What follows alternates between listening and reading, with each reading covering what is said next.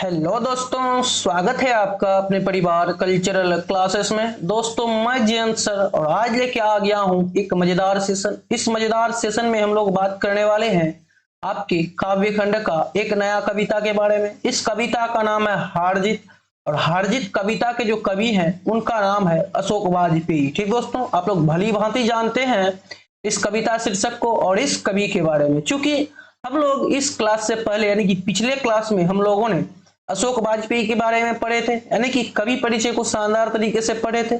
जो भी भाई जो भी बहन अगर अशोक वाजपेयी जी के बारे में नहीं पढ़े हैं तो जाइए अशोक वाजपेयी जी के बारे में पढ़िए, उसके बाद जो है कविता को पढ़ने की कोशिश कीजिए। ठीक दोस्तों, तो चलिए, अगर आप लोगों के पास किताब है, किताब का नाम है दिगंत भाग 2, ठीक, तो अपने पास लेके बैठिए और ध्यान से गौर से एक एक पंक्ति पे ध्यान दीजिए। ठीक, कविता क्या कहना चाह रहा है, इस कविता के जरिए अशोक वाजपेयी जी क्या कहना चाह रहा है इस जनता जनार्दन को। आइए इस कविता के जरिए हम लोग सब कुछ समझने की कोशिश करते हैं। ये जो आजकल के नेता है कैसे दिग्भ्रमित करके जनता को रखे हैं। ठीक दोस्तों, तो चलिए क्लास को शुरू करने से पहले अगर आप लोग इस चैनल पर नए हैं तो चैनल को सब्सक्राइब करके बेल वाला आइकन जरूर प्रेस कर दीजिएगा और साथ ही साथ इस वीडियो को अपने दोस्तों के साथ शेयर जरूर कर दीजिएगा। तो चलिए आइए कविता को आगे बढ़ाते हैं और देखते हैं कविता क्या कहना चाह रहा है और कवि इसके बारे में क्या कह के गए हैं। तो आइए शानदार तरीके से अर्थ को समझते हैं और कविता को भी समझते हैं। कविता है कि वे उत्सव मना रहे हैं। कौन उत्सव मना रहे हैं भाई? तो आइए, इसलिए तो हम लोग पढ़ रहे हैं कि कौन उत्सव मना रहा है ऐसा। ठीक, आइए, वह उत्सव मना रहे हैं, सारे शहर में रोशनी की जा रही है। उन्हें बताया गया है कि उनकी सेना और रथ विजय प्राप्त कर लौट रहे हैं। अब किसको क्या बताया गया है, आइए हम लोग समझते हैं अर्थ को। आप लोग भी समझने की कोशिश कीजिएगा, बहुत ही शानदार अर्थ है। आपको गुस्सा भी आएगा, मैं आशा करता हूं कि आपको गुस्सा भी आएगा और आनंद भी बहुत ही गजब का आएगा। आइए देखते हैं।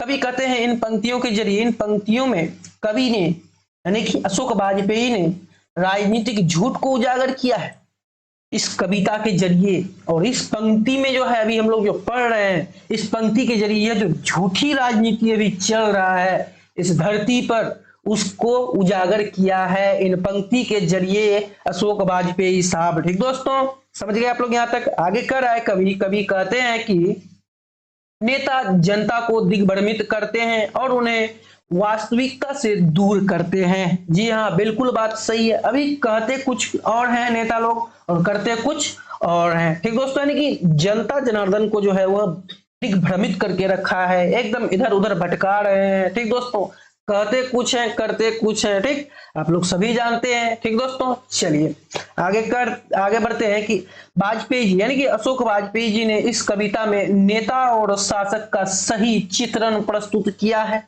इस कविता के जरिए, हारजीत कविता के जरिए अशोक वाजपेयी साहब जो है इस क्या किया है, शासक का, जनता और शासक का सही चित्रण प्रस्तुत किया है। अब आइए हम लोग शानदार तरीके से इसको पढ़ेंगे। और कह रहा है कि शासक वर्ग भोली भोली जनता को गुमराह करके खुद सुख भोगती है। कवि ने जनता को जागरूक करने का प्रयास किया है।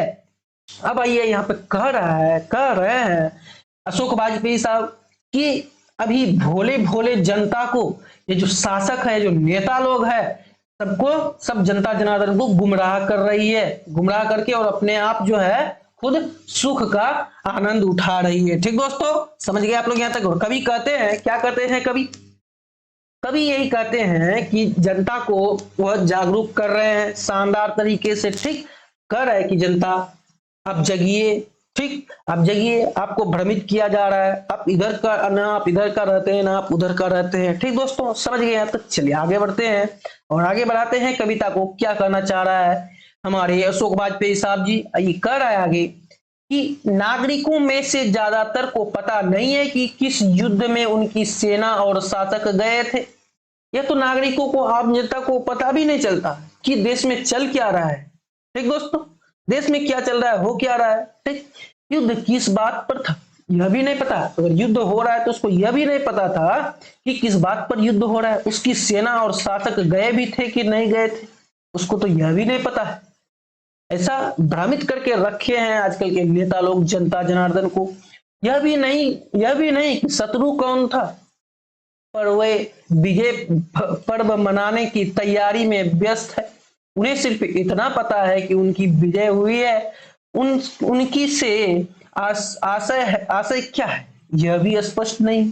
आइए इसको समझते हैं फिर से कि नागरिकों से ज्यादातर को पता नहीं है कि किस युद्ध में उसकी सेना और शासक गए थे, युद्ध किस बात पर था, यह भी नहीं पता है जनता को, और यह भी नहीं कि शत्रु कौन था।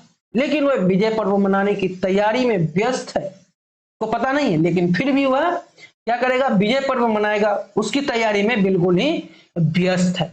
उन्हें सिर्फ इतना पता है कि उनकी विजय हुई है। किसको? जनता को सिर्फ इतना पता है कि उनकी विजय हुई है। उनकी मतलब उनकी से यह भी आशय नहीं है कि इसका क्या स्पष्ट है, इसका मतलब यह भी स्पष्ट नहीं है उसका इनकी से, ठीक, उनकी से। ठीक दोस्तों, समझ गए आप लोग इसको। चलिए अर्थ को समझते हैं। अर्थ है यहाँ पे कि कभी कहते हैं कि भोली भाली जनता को बताया जाता है कि युद्ध में उनकी सेना की विजय होकर लौट रही है, जबकि शहर के नागरिकों को यह भी पता नहीं कि ये युद्ध किनके बीच हो रहा है। बिल्कुल सही बात है। आजकल के जनता जनार्दन को यह भी नहीं पता है कि युद्ध किनके बीच हो रही है। सिर्फ ऐसा पता चलता है युद्ध हो रहा है तो हो रहा है। जनता जनार्दन को यह भी नहीं पता है कि किसके बीच हो रहा है, भाई क्यों हो रहा है युद्ध, ठीक, क्यों युद्ध का प्रस्ताव लेके आया, क्यों हुआ, कैसे हुआ, यह सब चीज जनता को जानने का अधिकार नहीं है, अधिकार है, लेकिन गुमराह करके अभी रखा जा रहा है हर एक जनता को। ठीक, युद्ध के होने का कारण क्या था? कभी कहना चाहते हैं कि सत्ताधारी लोग जनता को वास्तविकता से दूर रखते हैं। लोगों को पता ही नहीं कि आखिर युद्ध किससे हो रहा है। जनता को नहीं बताया जाता है कि उसकी विजय हुई है या फिर अविजय हुई है। ठीक दोस्तों, उसकी विजय हुई है या फिर वह पराजय हुई है। सिर्फ जनता को पता चलता है कि अभी युद्ध हो रहा है, सतर्क रहे, सावधान रहे, घर पे बैठे रहे, दुबक के बैठ के रहे। यह भी नहीं बताया जाता है कि क्यों हो रहा है युद्ध होने का कारण क्या है। ठीक, अर्थात यहाँ पे कभी शानदार तरीके से कहना चाहते हैं सारे जनता जनार्दन को कि सत्ताधारी लोग जनता को वास्तविकता से दूर रखते हैं। लोगों को पता नहीं चलने देता कि आखिर युद्ध किससे हो रहा है, क्यों हो रहा है। जनता को यह सब चीज नहीं बताया जाता है। यह भी नहीं बताया जाता है कि उनकी विजय हुई है। ठीक, और सिर्फ यही बताया जाता है कि नहीं, जनता की विजय हुई है। कितने गए युद्ध में, कितने सैनिक मारे गए, कितने लौट के आए, यह भी नहीं बताया जाता है जनता को। ठीक दोस्तों, समझ गए यहाँ तक। चलिए आगे बढ़ते हैं और आगे बढ़ने की कोशिश करते हैं। हम लोग कविता को आगे बढ़ाने की कोशिश करते हैं। कह रहा है कि किसकी विजय हुई, सेना की, कि शासक की, कि नागरिकों की। किसकी विजय हुई, सेना की या फिर शासक की या फिर नागरिकों की। किसी के पास पूछने का अवकाश नहीं है, छुट्टी नहीं है किसी को पूछने का सरकार से। अपना काम में सब व्यस्त है। नागरिकों को नहीं पता कि कितने सैनिक गए थे और कितने विजयी वापस आ रहे हैं। कितने सैनिक गए थे युद्ध में और कितने वापस आ रहे हैं, यह सब चीज तो पता ही नहीं है आम जनता को, नागरिक को तो पता ही नहीं है। ठीक दोस्तों, समझ गए यहाँ तक कविता को। आइए अर्थ को समझते हैं। कवि कहते हैं कि भोली भाली जनता को बताया जाता है कि युद्ध में उनकी सेना की विजयी हुई है, यानी कि युद्ध में उनका सेना जीत कर लौटा है। लेकिन जनता को यह भी पता नहीं कि विजय सेना की है या शासक की या फिर नागरिकों की। ठीक, यह बात पूछने के लिए किसी के पास समय भी नहीं है। यह बात तो कोई भी जनता जाके पूछे सरकार को कि बताइए, अच्छा बताइए कि विजय किसकी हुई, सेना की हुई है या फिर शासक की या फिर नागरिकों की, किसकी हुई। यह बात पूछने की आजकल की जनता को भी फुर्सत नहीं है, जरा सा भी टाइम नहीं है। नागरिकों को यह भी नहीं पता कि कितने सैनिक गए थे और कितने वापस आ रहे हैं। सिर्फ उसको मतलब है कि नहीं, हाँ भाई विजय हुई है, जनता जनार्दन की विजय हुई है। ठीक दोस्तों, यह सब तो उसको पता भी नहीं है कि अभी जा कहाँ रहा है, हो क्या रहा है इस दुनिया में।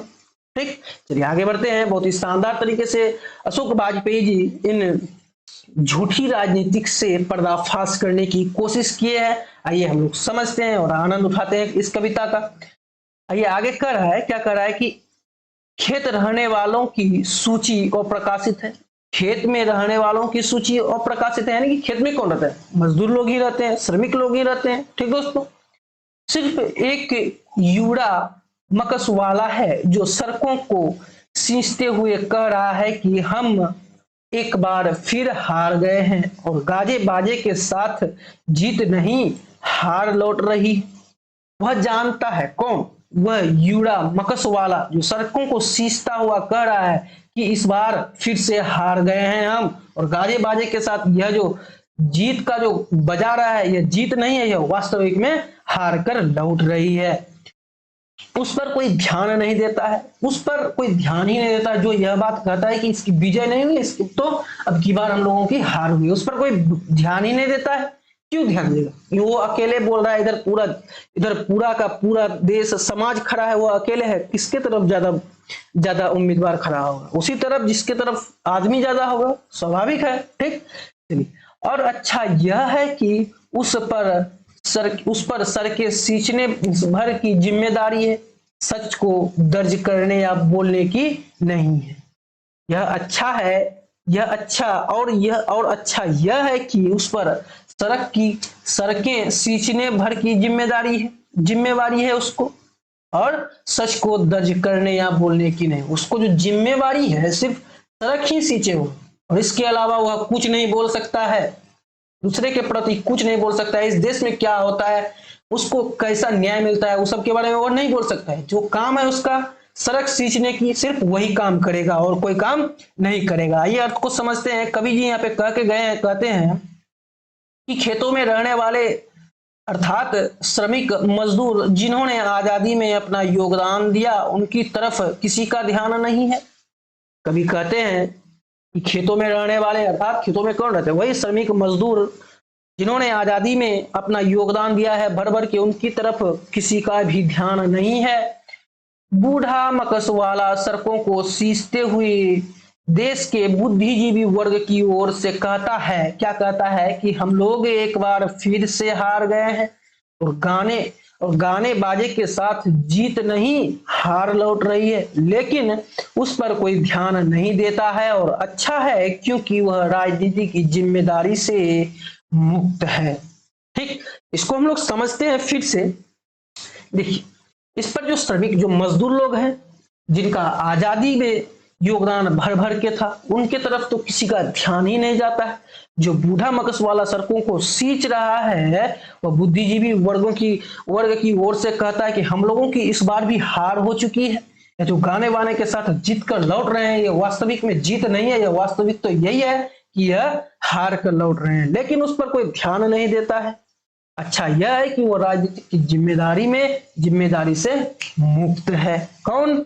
वही जो बूढ़ा मकस वाला सड़कों को सींच रहा है, यानी कि जनता जनार्दन जितना है बकवास लोग सब कोई। ठीक, समझ गए यहाँ तक? चलिए, इस कविता का अंतिम पंक्ति, अंतिम लाइन है, क्या है? कि जिस पर है वे सेना के साथ ही जीत कर लौट रहे हैं, जिन पर है वे सेना के साथ ही जीत कर लौट रहे हैं। अर्थात लेखक यहाँ पे कहते हैं, लेखक के अनुसार शासक और सत्ताधारी वर्ग कभी भी अपनी हार की घोषणा नहीं करता है।